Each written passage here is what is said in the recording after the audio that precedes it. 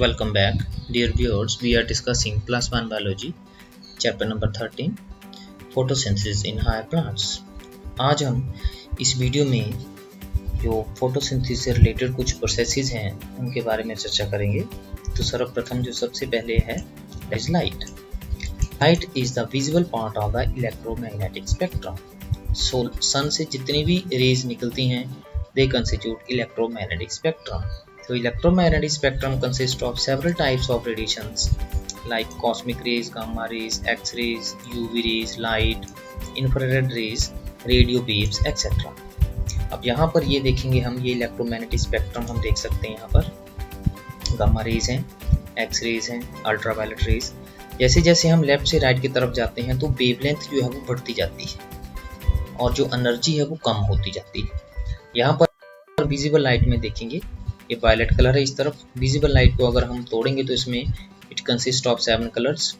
Beep ग्योर जिसको बोलते हैं वायलेट सबसे पहले आता है और रेड सबसे बाद में आता है. तो जो रेड कलर है इसकी वेवलेंथ सबसे ज़्यादा होती है और एनर्जी सबसे कम, और जो वायलेट कलर है इसकी वेवलेंथ सबसे कम होगी और एनर्जी जो है इसकी सबसे ज़्यादा होगी विजिबल लाइट में.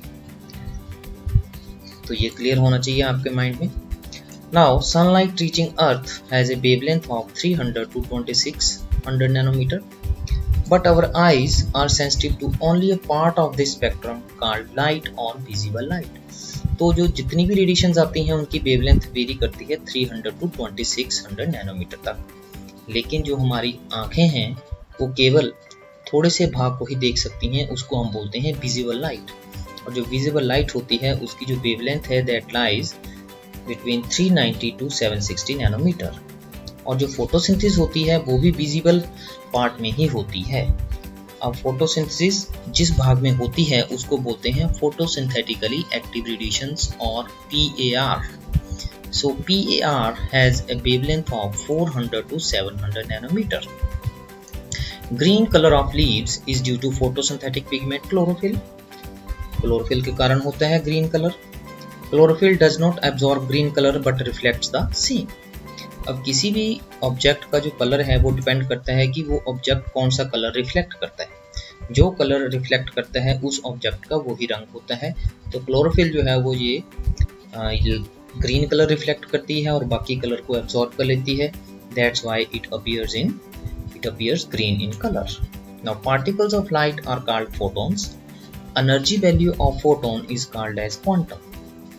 जो लाइट के पार्टिकल हैं उनको फोटोन बोलते हैं और इनमें जो एनर्जी होती है, एनर्जी वैल्यू होती है फोटोन की, उसको हम क्वांटम कहते हैं. Amount of energy in a photon is inversely proportional to wavelength. किसी भी फोटोन में जो एनर्जी होती है that is inversely proportional to the wavelength. जितनी ज़्यादा एनर्जी होगी उतनी कम वेवलेंथ होगी और जितनी कम एनर्जी होगी उतनी छोटी वेवलेंथ होगी. ये आपने याद रखना है. जो रेड और ब्लू वेवलेंथ्स होती हैं लाइट की, they are most effective in photosynthesis. Green light is least effective. तो ग्रीन लाइट जो है वो सबसे कम इफेक्टिव होती है फोटोसिंथेसिस में और सबसे ज़्यादा जो फोटोसिंथेसिस है वो रेड और ब्लू रीजन में होती है. Blue light carries more energy as compare to red light. अब ज़्यादा एनर्जी होने के कारण इसमें वेस्टेज भी एनर्जी की ज़्यादा होगी, इसलिए जो रेड लाइट है that is most efficient in photosynthesis. अगर हम रेड और ब्लू की बात करें यहाँ पर तो जो रेड लाइट है इट इज़ मोर एफिशिएंट, क्योंकि रेड लाइट की जो वेवलेंथ है वो ज़्यादा है ब्लू से. वेवलेंथ ज़्यादा है तो उसकी एनर्जी कम है. एनर्जी कम है तो वेस्टेज जो है वो कम होगी. ज़्यादा एनर्जी होगी तो ज़्यादा वेस्टेज होगी, इसलिए जो रेड लाइट है वो ज़्यादा इफेक्टिव है. Next is absorption spectrum. Absorption spectrum is the graphical representation of amount of light absorbed at each wavelength by a particular pigment. किसी particular pigment द्वारा जो प्रत्येक wavelength के ऊपर कितनी मात्रा लाइट की absorb की जाती है वो कहलाता है absorption spectrum. Recording of wavelength of light absorbed by a particular substance is made with the help of an instrument called spectrophotometer. Absorption spectrum of chlorophyll A and B shows that the two pigments absorb maximum in blue, violet and red part of the light. तो यहाँ पर ये हम देख सकते हैं absorption spectrum को इस तरफ को एब्जॉर्बेंस है, कितनी ज़्यादा एब्जॉर्प्शन है, और इस तरफ को वेवलेंथ है। तो हम देख लेते हैं, ये जो ब्लू कलर की है ये क्लोरोफिल ए रिप्रेजेंट कर रही है, और जो रेड कलर है that is represented by chlorophyll b. तो हम ये देख सकते हैं जो पीक हैं दो, ये ब्लू रीजन में और रेड रीजन के आसपास हैं। तो इसका क्या मतलब है कि सबसे ज़्यादा जो लाइट की एब्जॉर्प्शन है वो ब्लू और रेड रीजन करता है, इस वेवलेंथ में होती है। तो इस वेवलेंथ में सबसे ज़्यादा एब्जॉर्प्शन होता है, तो फोटोसिंथेसिस भी यहीं पर होगी।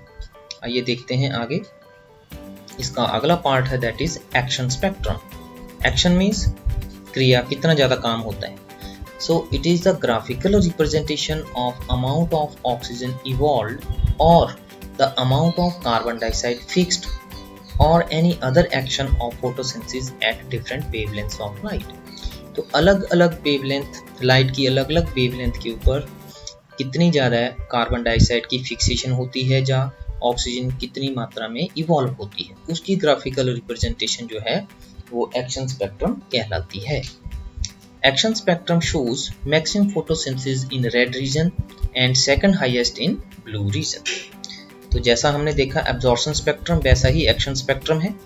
तो यहाँ पर हम ग्राफ की सहायता से देख सकते हैं, ये अमाउंट ऑफ एब्जॉर्बेंस है और इसी में सबसे ज़्यादा फोटोसिंथेसिस होती है। मतलब कि ब्लू और रेड रीजन में सबसे ज़्यादा कार्बन डाइऑक्साइड की फिक्सेशन होती है, या ऐसा कह सकते हैं कि सबसे ज़्यादा जो ऑक्सीजन जो है वो इवॉल्व होती है।